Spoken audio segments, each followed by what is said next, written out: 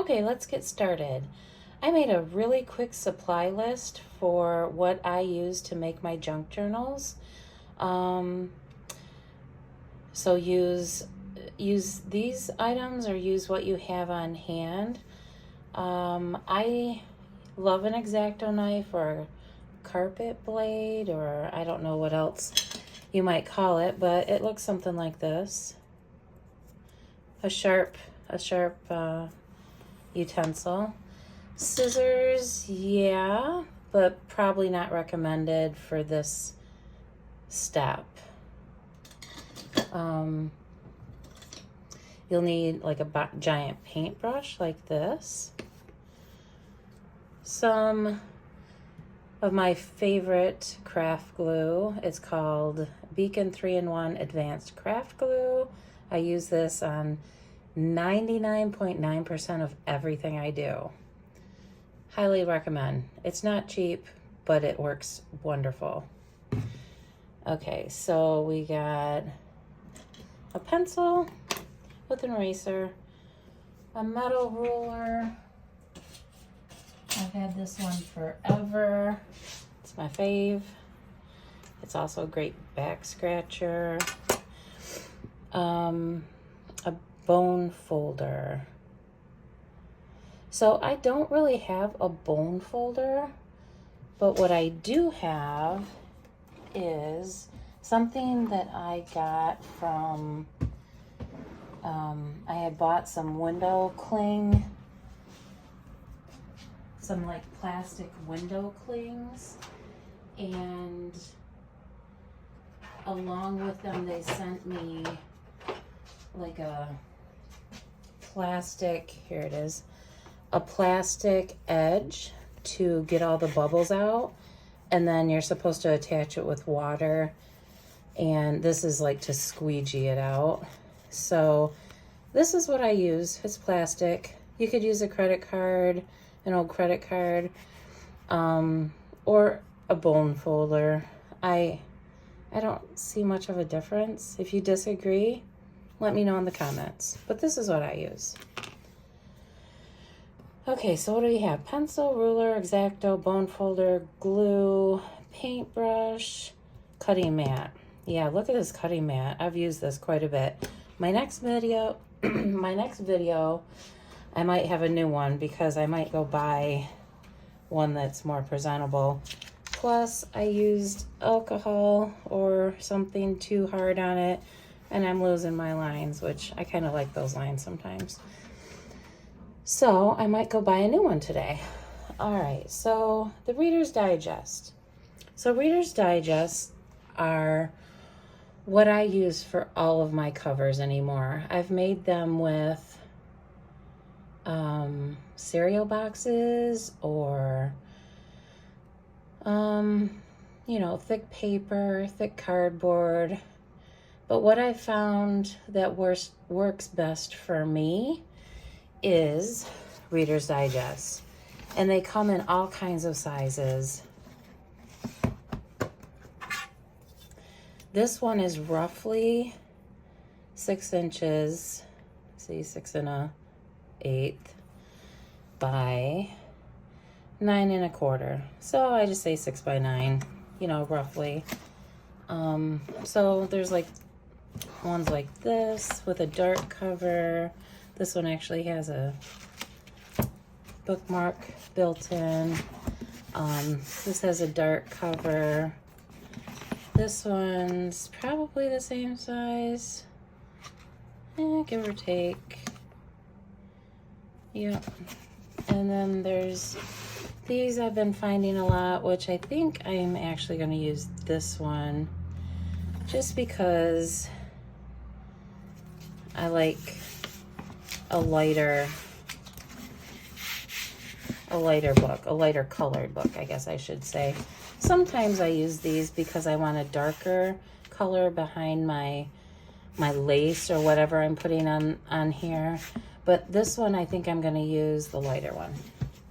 You also can find this size and this variety with all these pretty colors, which you can totally use these too. These are like 5 almost 5.5 by 7 3/4. And I have used them before. That's what this one was. And it works out just peachy. I just didn't care for the smaller size. I found I had more to write, more to draw, more to put in it. And even though you can still put, sorry, even though you can still put 3 signatures in, see the 3? 1, 2, 3 signatures. I just found that I like the bigger size better, but feel free to use whatever you like. Set those aside. So I found I like this size better. The pages are just a little bit bigger. Plus, when you're going to be using, and this is a regular 8.5 by 11 sheet, when you fold them and put them in your signatures, you don't have to trim anything but this edge. So that's another reason why I like this size. If you go with this size, you can use 8.5 by 11, but you're probably going to have to trim, see that? All 3 sizes, or sides. So that's another reason I like using this one, is because you only, well, you don't even have to trim this side, this edge, but I always do it because I like a nice clean edge. So that's another reason why I like this size. So here's, was this my latest? No. Here's one from before. My covers aren't like super fancy, super gaudy. I like a tassel, I like the tie closure, and I like some images. And that's about it. Now you can do whatever you want for your covers. Mine, I keep simple because I carry mine all over the place, and I like them to be pretty, but not too gaudy that I can't carry them with me and fear losing like something off of them, you know, like something's gonna come off. So, okay, so let's get started. There's the supply list. I'm gonna use this book. Okay, so when you open these up, there's going to be a thick page, and then there's going to be thinner pages. My goal, whenever I start, is to take the guts of this book out, but to leave this page, because this becomes part of the spine and helps me reinforce the spine rather than using a piece of cardboard from something else. So I just use what I have. And if you do it right, you can use these pages right here. I'm starting to split it, as you can see with my thumbnail there. I have terribly weak nails, so I'm not going to do that a lot, but it'll get me started. Now, if you come up here, what I use the paintbrush for is I stick this right in here, and I separate the guts from the cover. Not all the way, just enough to get it started. Okay, so then when I start cutting, it's going to be right along this edge. Okay? And then when I'm done, all the pages should be out, and those 2 thicker pages should be left.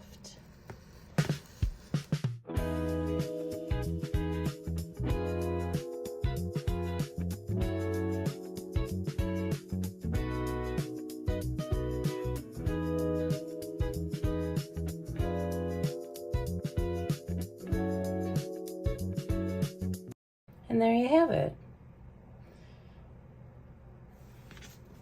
So now I'm just going to trim off some of this thicker stuff that I don't really need.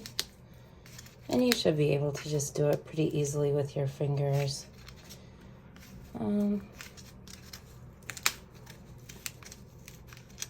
It's just glued on, but it's not too bad. So there we go. And it's okay if you mess up a little bit like that, because we're going to be gluing this side down, cutting that off, and then coming over here and gluing this side down.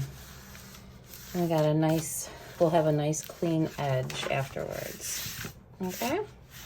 So I'm gonna get out all these loose little strands here. No sense in gluing those down.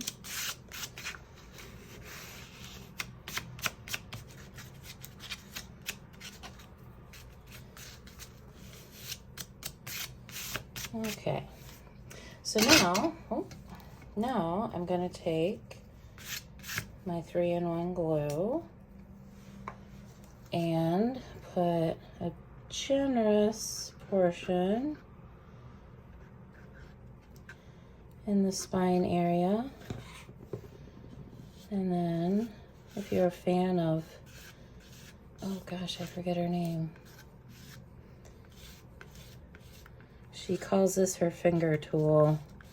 So I'm totally going to steal her term and use my finger tool to smooth out this glue so it's a nice thin even layer. Oh, Pam from the Paper Outpost, that's what her name is. I know it would come to me eventually.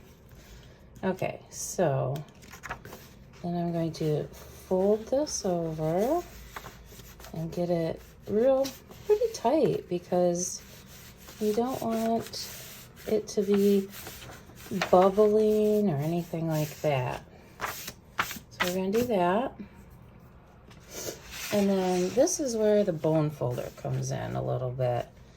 I like to really work this in, because between the layer of glue, the outer layer, the layer of glue, this thicker layer of paper, and then we're going to put another layer of glue on it, and then this layer of paper, between 1, 2, 3, those three layers plus the glue in between them is going to be completely strong enough to hold your signatures in and to last the journal, the lifetime of the journal. And then when it goes on the shelf, you won't care so much, but it should last even longer. So, and I usually use my journals, I don't know, like 3 to 5 months at a time. So for 3 to 5 months, I'm writing in them, carrying them around, you know, doing all kinds of stuff with them. So, and I've never had one of my spines be compromised or come apart or anything like that. So I'm just gonna take this and roughly tear that piece out. Fold it in. All right, so it's a little lumpy, but good to go. All right, so the next thing we're gonna do is do the same thing with this sheet. All right, so I'm gonna put some glue down, use our finger tool,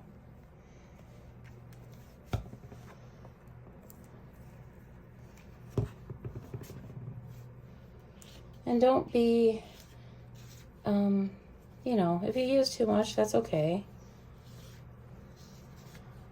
This always dries clear. If you have lumps, that's okay. One of the things I love about making these journals is the more you make, the better you get. With pretty much anything you do. The more you do it, the better you get.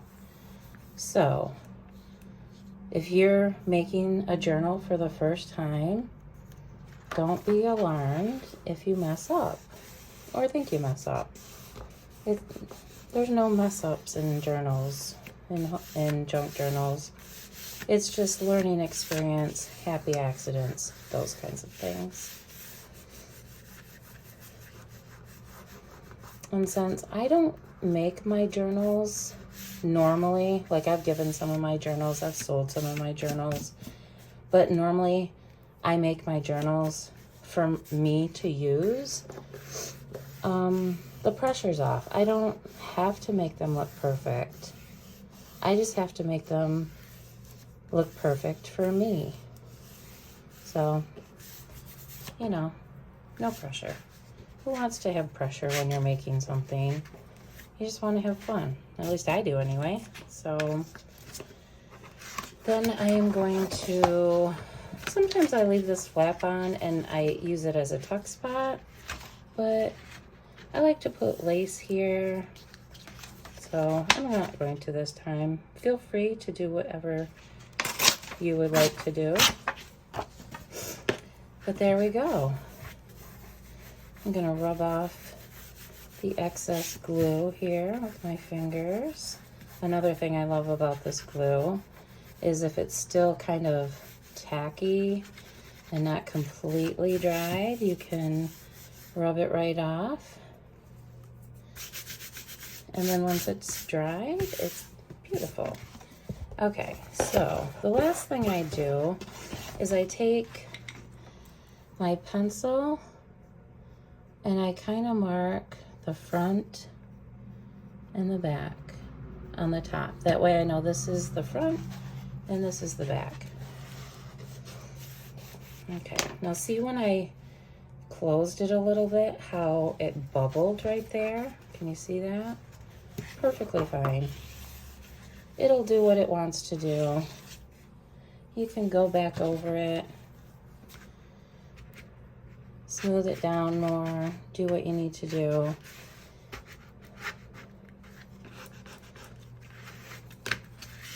But for our first video and for the cover to start the journal, we need to gut it, glue the spines so it's nice and sturdy.